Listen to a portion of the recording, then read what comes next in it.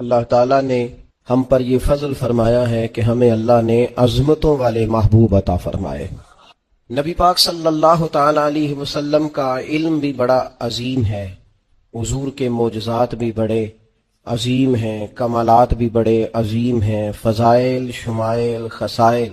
حضور کو اللہ تعالیٰ نے جس زاویے، جس سمت سے عطا فرمایا ہے تو عظیم ہی بنایا ہے، لیکن قرآن مجید میں ارشاد فرمایا کہ وَإِنَّكَ لَعَلَىٰ خُلُقٍ عَظِيمٍ، محبوب بے شک آپ کے اخلاق بھی بڑے ہی عظیم ہیں، آپ عظیم خلق پر ہیں، عظیم اخلاق کے مالک ہیں۔ ایک ہوتی ہے خلق، ایک ہوتا ہے خلق۔ خلق کہتے ہیں انسان کی ظاہری تخلیق کو، اس کی ظاہری خد و خال کو، صورت کو، اور خلق کہتے ہیں اس کے باطنی اوصاف کو، اس کی سوچ کو، اس کی نرم دلی کو، اس کے اچھے جذبات کو، اس کے خلوص کو، اس کی عاجزی کو، اس کی محبت کو، اس کے للہیت کو، اس کے باطن کے اندر جو لوگوں کے لیے اچھے جذبات ہوتے ہیں، اس کو خلق کہتے ہیں۔ اللہ تعالیٰ نے حضور کو جو خلق عطا فرمائے وہ بڑے ہی عظیم عطا فرمائے۔ نبی پاک علیہ الصلوۃ والسلام کے اخلاق کے اندر جو کمالات تھے وہ ذرا انفرادی تھے۔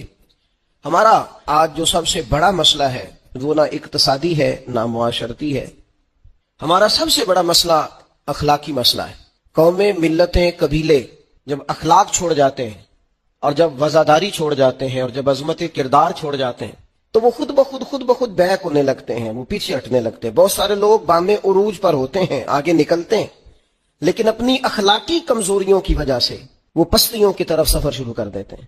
انسان کے لیے سب سے زیادہ ضروری یہ ہوتا ہے کہ وہ اخلاقی مضبوطی اپنی طبیعت میں پیدا کرے۔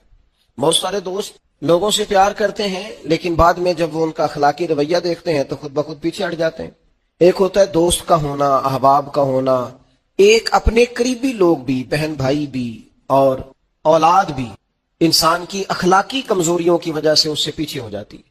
جب تک رویے میں، مزاج میں اخلاقی بلندی پائی جاتی ہے، نبی پاک صلی اللہ تعالی علیہ وسلم نے فرمایا تم میں سے بہترین مسلمان وہ ہے جس کے اخلاق زیادہ اچھے ہیں، جس کی عادات زیادہ عمدہ ہیں، جو عظمت کردار کا حامل ہے۔ مزاج میں وفاداری ہونی چاہیے، مزاج میں خیر خواہی ہونی چاہیے۔ انسان بعض لوگوں کے لفظوں میں عاجزی ہوتی ہے، ویسے وہ عاجز نہیں ہوتے، ملتے بھی جھکے ہیں، لیکن ویسے عاجز وہ کہتے ہیں میں نے شیشے میں اتار لیا ہے، میں تیز آدمی ہوں، دیکھا میں نے اس کو بھی قائل کر لیا ہے۔ وہ لفظوں کے لحاظ سے، جھکاؤ کے لحاظ سے عاجز ہوتے ہیں، فی نفس سے ہی عاجز نہیں ہوتے۔ کچھ لوگ جملے کے لحاظ سے، اٹھنے بیٹھنے کے لحاظ سے، آؤ بھگت کے لحاظ سے خدمت گزار ہوتے ہیں، ویسے وہ خدمت گزار نہیں ہوتے۔ کچھ لوگ ایسے ہوتے ہیں جو اچھے جملے ترتیب دے کے کسی کو قائل تو کر لیتے ہیں، اس کو اپنی ہمدردی کا اظہار تو دلاتے ہیں، اشک شوئی تو کرتے ہیں، تسلی تشفی تو دیتے ہیں، ویسے خیر خواہ نہیں ہوتے۔ ویسے وہ بڑی اچھی دھیمی باتیں کر کے کہیں گے کہ یار کوئی مسئلہ نہیں، تو پریشان نہ ہو، تو ٹینشن نہ لے، میں تیرے ساتھ ہوں، پر نہیں نہ ساتھ ہوتے یار۔ زندگی میں وہ عجیب لمحہ تھا، وہ میرے ساتھ تھا پر میں تنہا تھا، ساتھ ہی تھا بندہ پر میں لوگوں کے ہجوم میں بھی اکیلا ہی تھا۔ اپنے اخلاقی رویے میں، خلق میں، مزاج میں، یعنی ڈھل جائے طبیعت انسان کی، اس کے رویے عمدہ ہو جائے اور یہ کام کشید نہ کرنا پڑے اسے۔ ہمارے علماء نے لکھا ہے خلق کا معنی یہ ہے کہ اچھے کام کرنے میں تکلیف نہ اٹھانی پڑے، خلق کا معنی یہ ہے کہ اچھے کام خود بخود بندے سے ہونے شروع ہو جائے، وہ خود بخود اچھے کاموں کی طرف اس کی طبیعت مائل ہو جائے، توجہ ہو جائے، اس کا مزاج بن جائے۔ یہ کب ہوتا ہے، کس وقت ممکن ہوتا ہے؟ جب آپ ہر وقت کی اخلاقی بلندی حاصل کرتے ہیں۔ نبی پاک صلی اللہ تعالی علیہ وآلہ وسلم کا ایک طریقہ تھا کہ حضور کے مزاج میں اخلاق۔ بعض لوگ ایسے ہوتے ہیں جو بعض اوقات ایسی حرکت کرتے ہیں، ہوتے ہیں لوگ جو ایسی حرکت کرتے ہیں کہ سخت رد عمل کی ضرورت ہوتی، بندے کا دل کرتا ہے نیرا ڈانٹے نہ، ڈنڈا بھی پکڑ لے، کرتے ہیں بعض اوقات بات دوست ایسے کام۔ ایک اور بڑا خطرناک رویہ ہوتا ہے، آپ کو پتہ ہے اسلام نے سب سے زیادہ ناپسند کسے کیا؟ غیبت کو۔ آپ کسی کے خلاف، کسی کے قبیلے گھر کے خلاف کسی کونے میں کھڑے ہو کے بات کریں، پہنچانے والے پہنچا دیتے ہیں، جو مزے لے کے سنتا ہے وہ مزے لے کے پہنچاتا بھی ہے، یہ پکی بات ہے۔ جس نے آپ کو ٹائم دیا نا سننے کا، وہ باز نہیں آئے گا، وہ پہنچائے گا بھی۔ آپ کی اخلاقی کمزوری نظر آ جائے گی، واضح ہو جائے گی، آپ سامنے والے۔ اچھا کچھ لوگ وفادار ہوتے ہیں، انہیں پتہ چل جاتا ہے بندہ ٹھیک نہیں، لیکن پھر بھی وہ قبول کریں تو اس کا مطلب ہے وہ بندہ اعلیٰ ظرف ہے جس نے رکھا ہوا ہے، تو یہ سمجھتا میں چلاک ہوں، میں اپنی تیزی کے ساتھ گزارا کر رہا ہوں۔ وہ اعلیٰ ظرف ہے جس نے اتنا کچھ پتا ہونے کے باوجود بھی تیرے لیے کوئی لفظ وہ بندہ با اخلاق ہے، با مروت ہے، وفادار ہے، وفادار ہے.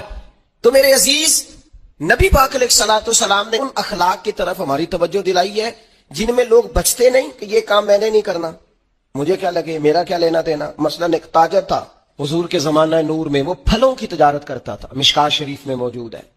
کسی وجہ سے اسے نقصان ہو گیا. تو انسان جب تجارتیں کرتا ہے، زندگی گزارتا ہے، تو جہاں اسے نفع ملتے ہیں وہاں کہیں کہیں اسے خسارے بھی ملتے ہیں. تو الگ بات ہے کہ ہم صرف نفعوں کے قائل ہوتے ہیں، خساروں کے قائل ہی نہیں ہوتے. وہ تاجر تھے، پھلوں کے تاجر تھے، بڑی اچھی تجارت کرتے تھے، کسی وجہ سے نقصان ہو گیا. اب وہ حضور کی بارگاہ میں آئے. ہمارے ہاں یہ ہوتا ہے کہ لوگ کہتے ہیں میرا کیا لینا دینا، بلکہ اگر کوئی بندہ اس طرح کا مسئلہ حل بھی کرا رہا ہو تو کہنے حضرت صاحب تو اڈا نہیں ہے کام. اس تاجر نے اس بارگاہ میں آ کے کہا جہاں جو آ جاتا ہے ہمیشہ بامراد ہی جایا کرتا ہے. یا رسول اللہ صلی اللہ تعالی علیہ وسلم، میں پریشان ہو گیا ہوں. اور پہلے جب آدمی مالدار ہوتا ہے تو دائیں بائیں رش بھی ہوتا ہے، اور جب اس طرح کے حالات ہو جائیں تو وہ جو بڑے قریبی ہوتے ہیں وہ بھی کئی دفعہ ساتھ چھوڑ جاتے ہیں. ساری عمر ہی آٹا گد ہے تے لکھاں کیتے پیڑے، اب وقت آیا ہی تے محمد بخشا کوئی نہیں ہو بیٹھا نیڑے. لوگ نکل جاتے ہیں، کمزور پڑ گیا بندہ بیچارہ. حضور کی بارگاہ میں عرض گزار ہوا، یا رسول اللہ تکلیف میں ہوں. تاجر تھا، پھلوں کی تجارت کرتا تھا اور مشکات میں موجود. نبی پاک علیہ السلام نے دعا بھی فرمائی، کرم نوازی بھی فرمائی، رحمت بھی فرمائی، عطائیں بھی فرمائی. لیکن حضور نے نا صحابہ سے فرمایا سارے مل کے اپنے بھائی کی مدد کرو. تھوڑے پیسے کسی نے دیے، تھوڑے کسی نے دیے، تھوڑے کسی نے دیے، مل. اور ایسے لوگوں سے جو لوگ بڑے اس کام کے لیے ہر وقت ذہنی طور پر تیار رہتے تھے، ان لوگوں سے کہا اس کے ساتھ چلو. لیکن اس کا قرضہ ابھی بھی جتنا چڑھ گیا تھا اتنے پیسے جمع نہیں ہوئے تھے. اللہ کرے میں آپ کو سمجھاؤں، یہ بھی اخلاقی بلندی والا کام ہے کہ کسی شخص کی کمزوری میں اسے اٹھانا، گرتے ہوئے کو سنبھالنا، پھسلنے والے کو سہارا دینا، بکھرنے والے کو بکھرنے سے بچا لینا، ٹوٹنے والے کو ٹوٹنے سے بچا لینا، پریشان ہو جانے والے کو سمیٹ لینا. اللہ کے پیارے رسول صلی اللہ تعالی علیہ وسلم نے فرمایا اپنے بھائی کی مدد کرو. لوگوں نے مدد کی، لیکن اس حد تک اس کے پاس پیسے نہ ہوئے جتنا اس کا قرضہ تھا. اب حضور نے ان لوگوں کو بلایا جن کے اس نے پیسے دینے تھے، اور پیسے دینے والوں سے کہا کہ اس کے پاس اتنے ہیں، اتنے لے لو، اور چلو تم بھی کچھ نیکی کرو، کچھ لے لو کچھ چھوڑ دو. یہ کون کرا رہا ہے؟ رحمت للعالمین نبی. اور ہمارا جب کوئی بندہ اس طرح الجھ جاتا ہے پھر تو وہ تھوڑا لگتا ہی کچھ نہیں نا. اتنے دنوں تک نہ رشتہ داری ہوتی ہے، نہ دوستی ہوتی ہے، نہ تعلق. وہ تیری آنکھ ہو یا سنگ ملامت کی چبھن، کون پہنچا ہے میرے درد کی گہرائی تک. دور شہرت میں تو یاروں نے کیا یاد بہت، پر ساتھ آیا نہ کوئی کوچہ رسوائی تک. جب حالات خراب ہوتے ہیں تو سب سے پہلا کام یہ ہوتا ہے میرا تعلق کوئی نہیں، اور جب ٹھیک ہوتے ہیں تو پھر بڑی لمبی رشتہ داری نکلتی ہے. ہو کہتے ہیں وہ بڑی دور کے میرے قریبی تعلقات ہیں، وہ بڑا دور کا رشتہ ہے، میرا بڑا قریبی لین دین ہے. تو بڑی عمدگی سے لوگ، بڑی دور شہرت میں تو یاروں نے کیا یاد بہت، پر ساتھ آیا نہ کوئی کوچہ رسوائی تک. جو عرض کرنے جا رہا اس پر آپ نے زیادہ غور کرنی ہے کہ اگر کوئی آدمی گر رہا ہو تو گرتی دیوار کو دھکا نہیں دینا، اسے سنبھالنا ہے. اس شخص کو وہ یار حالات ہو جاتے ہیں اوپر نیچے، انسان کمزور پڑ جاتے ہیں. راہ چلتے چلتے کئی دفعہ گاڑی کا صرف پیٹرول ہی ختم نہیں ہوتا، جو مفت میں پانی ملتا ہے کئی جگہوں پہ وہ بھی ختم ہو جاتا ہے، اور قریب قریب اس کی بھی کوئی شناخت نہیں ہوتی. کئی دفعہ صرف اور صرف پیٹرول کا مسئلہ نہیں ہوتا، وہ جو 20 روپے میں ہوا ٹائر میں بھری جاتی ہے کئی جگہوں پہ وہ بھی نہیں ملتی. تو تسلی کے لیے اخلاقی رویہ یہ ہونا چاہیے کہ اگر کوئی بندہ کہیں کمزور پڑ رہا ہے، گر رہا ہے، اس کی اس کمزوری پر اسے تھاما جائے، اس کی حوصلہ افزائی کی جائے، تسلی دی جائے. لیکن ہمارا یہ ماحول نہیں ہوتا. میں اکثر کہتا ہوں دوستوں سے کہ جو آدمی اپنے گھر کی تیسری منزل شروع کرتا ہے نا، تیسرا لینٹر ڈالتا ہے، اسے سارے جا کے انہیں پائیا کو کام ہو جاتے دسی بھائی انہیں کیوں دسنا ہے، مالدار آدمی تیسرا لینٹر ڈال رہا ہے. لیکن وہ بیچارہ غریب آدمی جو بالے ڈال رہا ہے اور لکڑی کی چھت ڈال رہا ہے، وہ اگر کسی سے جا کے کہتا ہے نا تھوڑی امداد کرا دے میرا کام رک گیا ہے، تو کہتے ہیں آپ نے پہلے بتانا تھا. اب تو نہیں نا، مطلب وہ تو بڑی پرانی بات تھی، وہ تو میں نے بانٹ دیا، رمضان میں بڑا کر دیا، فلانی جگہ بڑا. یہ لہجہ درست کی اخلاقی رویہ نہیں. درد دل اور چیز کا نام ہے، خیر خائی اور چیز کا نام ہے. وہ کسی نے کہا تھا کہ پلا کر گرانا تو سب کو آتا ہے، مزہ تو تب ہے کہ گرتوں کو تھام لے ساکی. کوئی گر رہا ہو اس کا بازو پکڑنا، اس میں مزہ ہے، اس میں لطافت ہے، اس میں حسن ہے. اور ایک دوسرا اخلاقی رویہ جس کی بہت زیادہ ضرورت ہے، جو ہمارے زیادہ ساتھ ہوتے ہیں نا، غلطیاں بھی انہوں نے کرنی ہوتی ہیں. جو آپ کے ساتھ نہیں انہیں آپ کو معاف بھی نہیں کرنا پڑتا. معاف کسے کرنا پڑتا ہے؟ جو اپنے معاف کسے کرنا پڑتا ہے؟ اپنے خادم کو. اگر آپ آفیسر ہیں تو اپنے ملازم کو. معاف کسے کرنا پڑتا ہے؟ اپنے بہن بھائیوں کو، رشتہ داروں کو، اہل خانہ کو. معاف کسے کرنا پڑتا ہے؟ اپنے شاگردوں کو، ارادت مندوں کو، دوست احباب کو. اپنوں کو معاف کرنا ہوتا ہے. کسی کے ساتھ آپ کا کئی دفعہ دوست آ جاتے ہیں، میں عمرے پہ جا رہا ہوں، کوئی غلطی ہوگی تو معاف کر دینا. تو میں کہتا ہوں مجھ سے آپ کیا معافی مانگیں گے؟ آپ ادب سے مل کے چلے جاتے ہیں. جن کے ساتھ آپ کا اٹھنا بیٹھنا ہے ان سے معافی مانگیں. جو زیادہ قریب رہیں گے غلطیاں بھی تو وہی کریں گے نا، جو روز مانتے ہیں، کسی وقت سستی بھی دکھاتے ہیں. تو معاف تو کرنا ہوتا ہے اپنوں کو. ایک خاص بات کروں آپ سے، بیٹیوں کو معاف نہیں کرنا پڑتا، معاف بہو کو کرنا پڑتا ہے. کر کے تو دیکھو نا یار. ایک معیار ہے بیٹی کے لیے، وہ بیاہ کے کسی جگہ گئی ہے، اس کی شکایت آئی ہے، تو ہمارا جواب یہ ہے کہ ابھی بچی ہے، سیکھتے سیکھتے سیکھ جائے گی. یہ جواب بنائیں بہو کے لیے. اگر وہ غلطی کرے، اس کی ساس شکایت کرے، اس کا خامن شکایت کرے، تو یہ بہو کے لیے بولیں کہ ابھی بچی ہے، سیکھتے سیکھتے. یہ بہو کے لیے بات کریں کہ بچی ہے، سیکھتے سیکھتے. یہ بہو کے لیے ضرورت ہے اس کی. بیٹی کے لیے تو اس کی ضرورت ہے. بیٹی غلطی کرے تو اس کے وکیل بن جاتے ہیں. ساری زندگی ساس سسر اپنی بیٹی کے وکیل رہتے ہیں اور اپنی بہو کے جج بنے رہتے ہیں. اس کے لیے فیصلے سناتے ہو، اس کی وکالت کرتے ہو. یہ بیٹی نہیں کسی کی، اس کے جج بن گئے ہو، اس کے حق میں فیصلوں کا اعلان ہے، اس کے لیے وکالتوں کا اعلان ہے. چھ ماہ عدالت. مسلمان کا یہ اخلاقی رویہ نہیں ہوتا.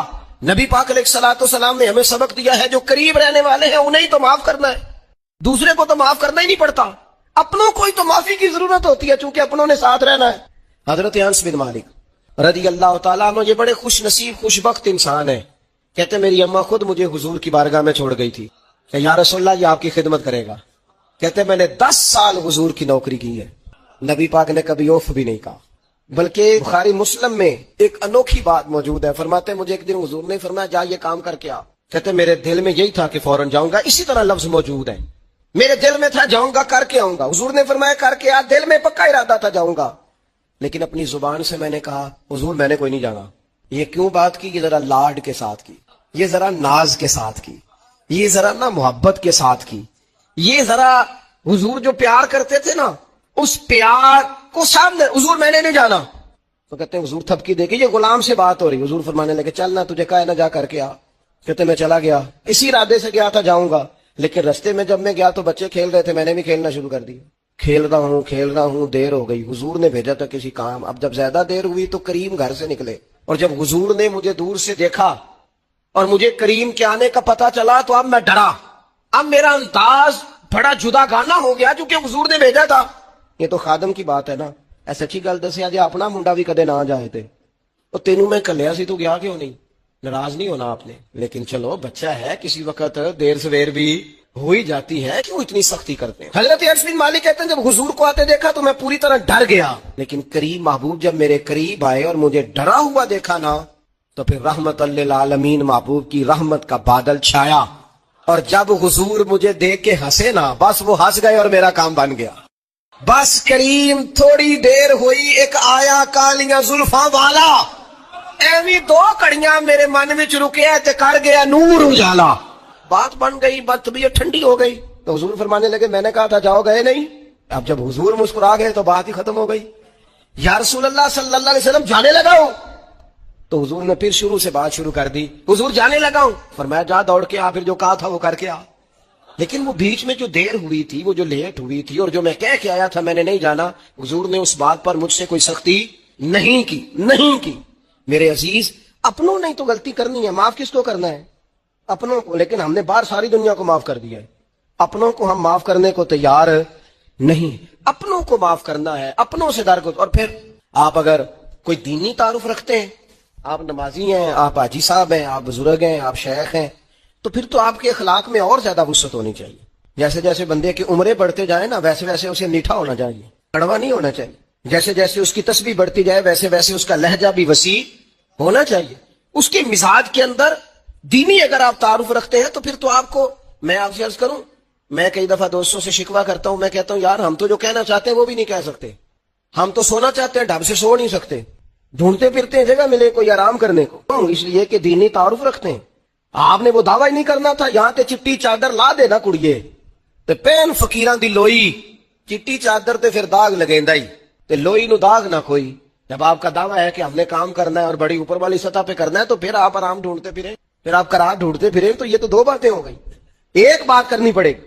دینی تعارف رکھنے والے آدمی نے اگر اس نے دین سکھانا ہے اپنے بچوں کو, اپنے گھر والوں کو, تو حسن اخلاق سے سکھائے گا. وہ اگر ڈنڈا پکڑ دے ہر وقت, سختی بھی کریں جہاں ضرورت ہو, لیکن اگر اس کا لہجہ ہی ہمیشہ کے لیے تلخ ہو جائے گا تو وہ کبھی بھی دین سکھانے میں کامیاب. انسان بہت سارے دینی غلطیاں کرتے ہیں. میں بہت سارے لوگوں کو دیکھتا ہوں وہ اس طرح تنقید کر رہے ہوتے ہیں جیسے انہوں نے پہلے اسے پورا درس نظامی پڑھایا ہے, اصول پڑھائے ہیں, تو اب غلطی کر رہا ہے تو تنقید کر رہے ہیں. بھئی عام آدمی ہے, اس سے غلطی ہوگی. بڑی اہم بات بھی, بہت بڑا آدمی بنیادی بات سے بھی کسی وقت ناآشنا ہو سکتا ہے, لیکن آپ کے لہجے میں سختی ہے, آپ بات کرتے ہیں تو تلخ کرتے ہیں. آپ سے کوئی دینی کلام کیا جاتا ہے تو آپ سخت ہیں. دینی لوگوں کو چاہیے کہ وہ دین سکھائیں تو اس میں بہت زیادہ اخلاق کا خیال رکھیں. غلطیاں کریں گے لوگ. اگر آپ عالم ہیں اور آپ کے پاس کوئی دینی معلومات ہیں تو پھر آپ کو اس کی خوبصورتی کا بھی پتہ ہونا چاہیے. آپ نے حضرت معاویہ بن حکم رضی اللہ تعالیٰ عنہ کہتے ہیں میں نے حضور کی مسجد شریف میں نماز پڑھی تو ایک شخص کو نا چھینک آئی, یہ بھی بخاری مسلم میں موجود, تو میں نے نماز میں کہہ دیا یرحمک اللہ. یہ چھینک آنے کا جواب ہوتا ہے, میں نے یہ نماز میں کہہ دیا. تب بہت سارے لوگ مجھے گھورنے لگ گئے, کچھ نے اپنے ہاتھ بھی مارے زانوں پر کہ یہ کیا کر رہے ہو, نماز میں بول رہے ہو. فرماتے ہیں نماز مکمل ہوئی اور یہ لفظ ہے حضرت معاویہ بن حکم رضی اللہ تعالیٰ عنہ کے, فرمانے لگے قسم اللہ کی میں نے حضور سے بہتر سمجھانے والا نہ پہلے کبھی دیکھا ہے نہ بعد میں کبھی دیکھا. فرماتے ہیں نہ حضور نے مجھے مارا نہ ڈانٹا, بلکہ جس طرح ایک بچے کو گویا ٹریٹ کیا جاتا ہے, سمجھایا جاتا ہے. حضور فرمانے لگے اللہ کے بندے نماز میں کوئی اور بات نہیں کرنی چاہیے, صرف اللہ کی تسبیح پڑھنی چاہیے, اس کے اسماء کا ذکر کرنا چاہیے یا قرآن پاک پڑھنا چاہیے. نماز میں کوئی اور کلام کرنے کی اجازت نہیں ہے. ہمارے ہاں لوگ دینی مسئلہ سمجھاتے ہیں تو اتنا ان کے مزاج میں تلخی ہوتی ہے بعض اوقات, اللہ ماشاءاللہ. کچھ لوگوں کی طبیعت اتنی کرخت ہوتی ہے, بچہ نماز پڑھ رہا ہے اور حاجی صاحب اس کے ساتھ کھڑے نماز پڑھ رہے ہیں, لیکن وہ اس کو کھڑا کر رہے ہیں تو یوں کندھے سے ہلا تو تینوں آج تک نہیں پتا نماز ہے کہ یا دین سکھا رہے ہیں. یہ اخلاقی رویہ دین سکھانے کا, یہ لب و لہجہ دین سکھانے کا. قطعاً ایسا کوئی کام نہ کریں. میں تو یہ مدارس کے اساتذہ سے بھی کہتا رہتا ہوں, میں کہتا ہوں نبی پاک نے کبھی کسی کو نہیں مارا. آپ بچوں کو ڈانٹیں, کریں کچھ, لیکن وہ رویہ آپ اختیار نہ کریں جس کی دین اجازت نہیں دیتا. تو اخلاقیات میں ان چیزوں کا ضرور خیال کریں. ایک روایت اور عرض کر دوں آپ کو. حضرت جابر ابن عبداللہ رضی اللہ تعالیٰ عنہ فرماتے ہیں میرے والد احد میں شہید ہو گئے تھے, میرے ذمہ بہنوں کا بوجھ بھی تھا اور قرضہ بھی تھا. اللہ کے محبوب علیہ السلام نے مختلف طریقوں سے مختلف انداز میں میرے اوپر کرم نوازیاں فرما. نوازنے کا طریقہ, آپ نہ کسی کو نوازیں بہانے سے. میں نے بعض بزرگوں کو دیکھا ہے کسی بچے کو ادارے میں خانقاہ میں کمزور دیکھتے, وہ سریلا بھی نہیں ہے, اسے کہتے چل پتر نعت سنا, وہ نعت سنا رہا ہے تو اسے نذرانہ دے رہے ہیں. چل بیٹے تلاوت سیکھ, سنا, چل تقریر سنا, کسی بھی طریقے سے اس کو تسلی ہو رہی. اور اس طرح کا رویہ نہ اپنایا جائے کہ وہ مانگنے والا بن جائے. یہ اخلاقی بلندی ہوتی ہے آپ کی کہ آپ کسی شخص کو بہانوں سے نوازیں. اس طرح کا ماحول نہ بنائیں کہ آپ اسے کہیں کہ چونکہ تو کمزور ہے, غریب ہے, فقیر ہے, لہذا تجھے دے رہا ہوں. حضرت جابر ابن عبداللہ فرماتے ہیں, اور یہ بھی آپ کو مسلم شریف میں ملے گا, فرماتے ہیں کہ جنگ میں حضور کے ساتھ تھا, میرا اونٹ بڑا کمزور ہو گیا, بیمار ہو گیا, چل نہیں رہا تھا. حضور میرے قریب آئے اور پیچھے آ کے فرمانے لگے اسے بھگاتا کیوں نہیں. میں نے کہا حضور بیمار ہے, کیسے بھگاؤں. تو نبی پاک نے نا اونٹ کو ایک درہ لگایا اور گویا پیغمبر اعظم نے حکم دیا, نبی رحمت نے, نبی اکرم نے حکم دیا, فرمایا اونٹ بھاگتا کیوں نہیں. وہ جو سب سے پیچھے تھا وہ سب سے آگے نکل گیا. واہ کیا جود و کرم ہے شہ بتہا تیرا, اور نہیں سنتا ہی نہیں مانگنے والا تیرا. سرکار نے حکم دیا, وہ اونٹ سب سے آگے نکل گیا. اب حضور گھوڑا دوڑا کے آگے آئے, فرمانے لگے جابر ہاتھ بیچ نہیں دیتا. وہ بیمار تھا, حضور کے حکم سے بھاگا ہے. فرمایا بیچ نہیں دیتا. کہا نہیں یا رسول اللہ ویسے رکھ لیں. فرمایا نہیں میں پیسے دوں گا. یا رسول اللہ آپ کا یہ ہے. فرمایا نہیں آپ قیمت بتائیں. حضور ٹھیک ہے اتنے کا اونٹ ہے, میں مدینہ طیبہ جا کے آپ کی خدمت میں پیش کر دوں گا. حضرت جابر ابن عبداللہ فرماتے ہیں حضور نے مجھ سے اونٹ خریدا. مدینہ طیبہ پہنچ کر نبی پاک صلی اللہ تعالی علیہ وسلم نے سیدنا بلال حبشی سے فرمایا جابر کو اونٹ کی قیمت بھی دے دو, کچھ پیسے زیادہ بھی دے دو. فرماتے ہیں مجھے اونٹ کی قیمت بھی مل گئی, کچھ پیسے زیادہ بھی مل گئے. اور جب میں حضور کی بارگاہ میں حاضر ہوا اونٹ پیش کر کے اور قیمت لے کے جانے لگا تو حضور فرمانے لگے جابر زیادہ نہیں, قیمت بھی تیری ہے, اونٹ بھی تیرا ہے. نبی پاک نے وہ اونٹ بھی تحفے میں مجھے واپس دے دیا. یہ اخلاقی رویے کی بلندی کہ کسی شخص کی غربت میں اسے نوازنا, لیکن اس طرح کا نوازنا کہ اسے محسوس نہ ہو کہ مجھے امداد دی جا رہی ہے. تو اپنے ان چند ایک اخلاقی رویوں پر ضرور توجہ کریں. ایک تو سب سے جس کو آپ دیکھیں کمزور ہو گیا ہے، گر رہا ہے، پریشان ہے، اس کا ضرور خیال کریں. لوگ بڑے بڑے تیز دوڑتے ہیں، کسی جگہ پھر گر بھی جاتے ہیں، گرتے ہوئے کو سنبھالنے کی کوشش کریں. دوسری گزارش یہ کی ہے میرے عزیز، جو ہمارے قریبی لوگ ہیں انہیں تو ہم نے معاف کرنا ہے. اپنوں کو ہی تو ضرورت ہوتی ہے کہ درگزر کر کے اپنے ساتھ رکھا جائے، پیار کر کے اپنے قریب کیا جائے. اور تیسری گزارش یہ ہے کہ اگر آپ کسی کو دینی پیغام دینا چاہتے ہیں تو نہایت محبت کے ساتھ، نہایت خلوص کے ساتھ دینی مسئلہ آپ کسی کو بھی بتائیں تو اسے چھوٹا بچہ سمجھ کر آپ ڈیل کریں. شدت نہ اختیار کریں دین بتانے میں، وہ لہجہ اختیار نہ کریں جس لہجے میں محسوس ہو کہ آپ خود بااخلاق نہیں ہیں تو آپ کسی کو کیا سمجھائیں گے. اور چوتھی گزارش یہ کی ہے، جب کسی کی مدد کریں اسے رسوا کر کے نہیں، کسی کی پھیلی جھولی دیکھ کر خوش ہو کے نہیں، بلکہ آپ اعزاز بھی اس شخص کو عطا کریں اور رویہ اس طرح کا اختیار کریں جس میں محسوس ہو کہ اس کی عزت نفس مجروح نہیں ہوئی. ان چیزوں کو پیش نظر رکھ کے جب اخلاقی بلندی ہم حاصل کریں گے نا. ایک میں اور بات بڑی ضروری آپ کی خدمت میں عرض کروں، جو آدمی بھی اپنے آپ کو بڑا سمجھتا ہے، وہ مالی طور پہ بڑا ہے، علمی طور پر بڑا ہے، عہدے کے طور پہ بڑا ہے، قبیلے کے طور پہ بڑا ہے، خاندان میں بڑا ہے، وہ کسی بھی مقام پر کسی بھی انداز میں بڑا ہے، اللہ نے فضل کیا وہ بڑا ہو گیا، اسے سمجھ آ گئی ہے کہ کچھ لوگ میری بات سنتے ہیں، میرا فیصلہ مانتے ہیں، تو وہ اچھی طرح سمجھ لے کہ اگر وہ اللہ کے فضل سے اسے کوئی موقع مل گیا بڑا ہونے کا تو وہ اپنے اخلاق کو بڑا کرے، پھر اپنے کردار کو بڑا کرے، پھر اپنے حوصلے کو، ظرف کو اور اپنے ذہن کو بڑا کرے. اس لیے کہ آپ اپنے کردار کی اور حوصلے کی بنیاد پر بڑے بنیں گے. صرف یہ کہ 2-3 آپ کے نام کے ساتھ القابات لگ جائیں اور چند لوگ آپ کو سلوٹ کرنے لگ جائیں، اس سے نہیں پتا چلے گا کہ آپ بڑے ہیں. کردار و عمل سے خوشبو آئے گی تو پتا چلے گا آپ کتنے بڑے ہیں. اللہ تعالی ہمیں سمجھنے کی توفیق عطا فرمائے. تو میرے عزیز، جب سب سے بڑھ کر وہ دیتا ہے، سب سے زیادہ نوازتا ہے، سب سے زیادہ پیار کرتا ہے، تو پھر وہ فرماتا ہے یا ایھا الذین آمنوا اذکروا اللہ ذکرا کثیرا، اے ایمان والو اپنے رب کا کثرت کے ساتھ ذکر کرو. آپ دیکھیں نا، حضور مہینوں جا کے غار حرا میں بیٹھتے، کیا وہاں تبلیغ کرتے تھے؟ کوئی کتاب لکھتے تھے؟ رسول کریم علیہ السلام مہینہ رہتے غار حرا میں، کوئی نہ مجھے دیکھے، کوئی نہ مجھے ملے. حضور یہاں کیا ہے؟ فرمایا میں اپنے رب کی عبادت کروں گا. نبی کریم علیہ السلام نے سجدوں کے ساتھ پتھروں اور پہاڑوں کو آباد کر دیا. سجدوں کے ساتھ آپ کا سجدہ آپ کو بہت ساری چیزوں سے چھڑا لیتا ہے، یہ بہت ساری جگہوں سے جھکنے سے بچا لیتا ہے. صوفیاء اولیاء یہ کیا کرتے تھے؟ سجدے کا ذوق ہی تو پیدا کرتے تھے. سجدے کا ذوق شاہ عبدالعزیز دباغ رحمۃ اللہ تعالی علیہ اپنے مریدوں سے فرمایا کرتے تھے کہ اگر تم پکے نمازی بن جاؤ نا، تہجد گزار ہو جاؤ، تو میرے پاس آنا جانا چھوڑ دینا. اور اس کی حضور کیوں؟ فرمایا میں تمہارے اور رب رسول کے راستے میں رکاوٹ نہیں بننا چاہتا، اور میرا مقصود ہے تمہیں وہاں تک پہنچانا. جب پہنچ گئے تو پھر میری ضرورت ختم ہو گئی. ہاں کبھی وسوس آئے، شک پیدا ہو، تکلیف ہو تو آنا، ورنہ میں نہیں چاہتا کہ میں رکاوٹ بنا رہوں. تم اللہ اللہ کرو، اس مالک کو راضی کرو. میرے رسول پاک علیہ وسلم نے فرمایا بندہ اللہ کے سب سے قریب اس وقت ہوتا ہے جب وہ سجدے کی حالت میں ہوتا ہے. کس کے قریب ہوتا ہے؟ اللہ کے سب سے قریب ہوتا ہے. وہ بڑا نیڑے ہے رب کے، بڑا قریب ہے، اس لیے کہ وہ حالت ہے سجدہ. وہ جب سجدے کرتا ہے نا، اس کی بارگاہ میں جب جھک جاتا ہے. آپ ذرا سجدے کی کیفیت دیکھیں نا، زبان بھی یہاں ہے، آنکھ بھی یہاں ہے، کان بھی، عقل بھی ساری، اس نے سارا کچھ رکھ دیا سجدے.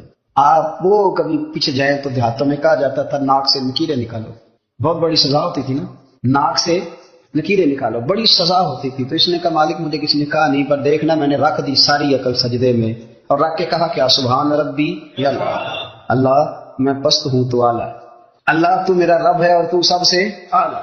اتنا. اور فرمایا جب یہ اس کیفیت میں ہوتا ہے تو پھر یہ اپنے رب کے قریب ہوتا ہے. کثرت عبادت، نوافل، جو نبی پاک صلی اللہ تعالی علیہ وسلم نے پہلا کلمہ شریف کے بارے میں فرمایا کہ یہ سب سے افضل کلمہ، اور سب سے افضل دعا کے بارے میں فرمایا کہ الحمدللہ کہنا سب سے افضل دعا ہے.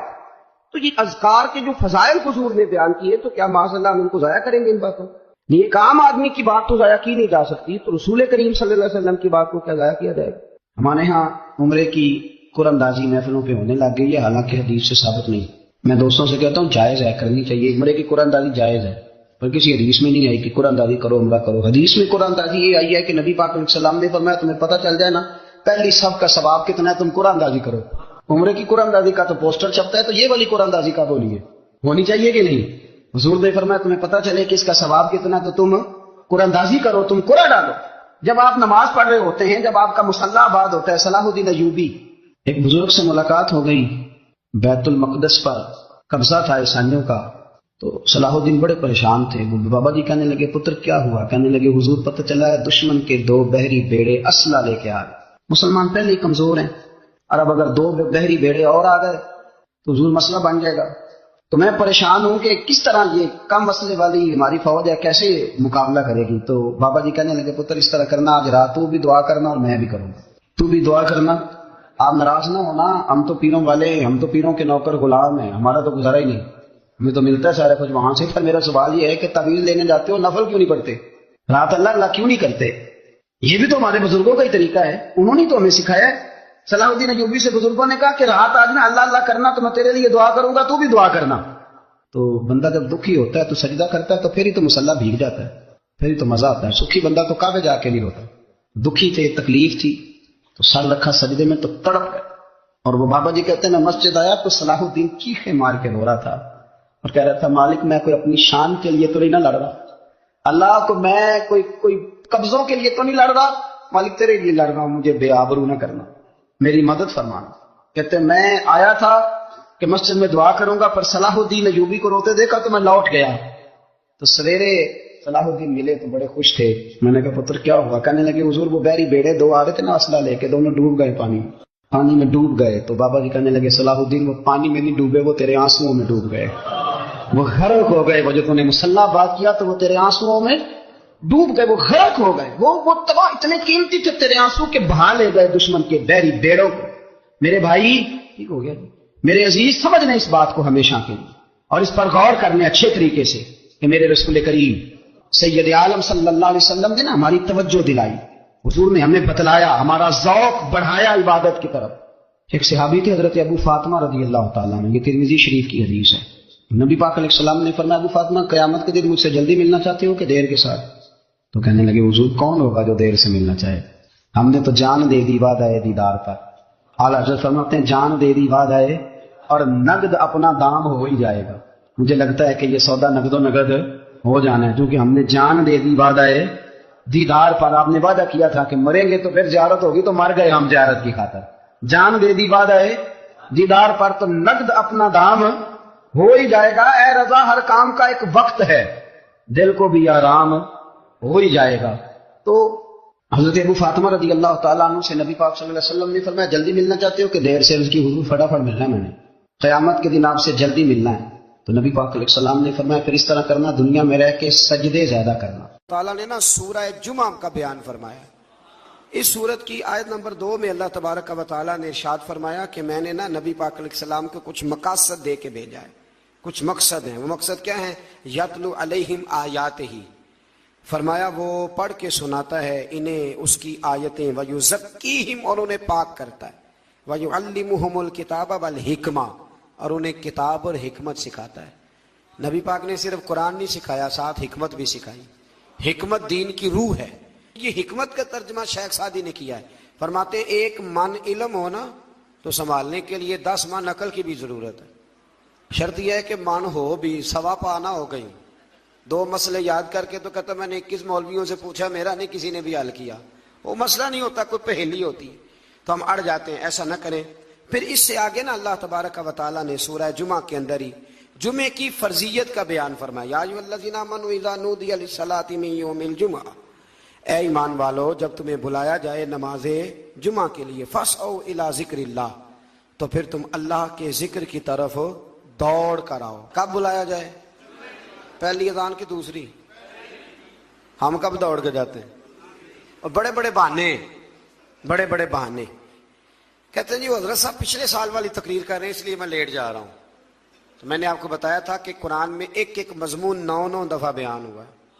تو وہ سپارہ آپ چھوڑ دیں کہ جہاں دوبارہ بات بیان ہو رہی؟ کیا بات کرتے ہیں آپ؟ بڑے عجیب بہانے. بھیا وقت پہ جائیں، ٹائم پہ جائیں. فاسعوا الی ذکر اللہ، دوڑ کے جاؤ اللہ کے ذکر کی طرف. تو پہلی اذان ہو جائے تو اب آپ کی ذمہ داری ہے کہ آپ سارا کچھ چھوڑ چھاڑ کے تو مسجد کی طرف سفر کریں.